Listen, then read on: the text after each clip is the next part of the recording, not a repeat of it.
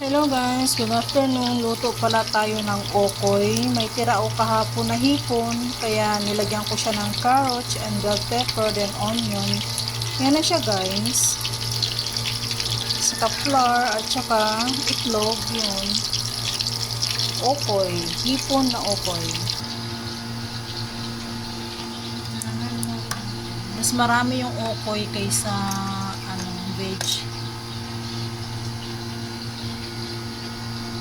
Kaunin natin yung iba guys.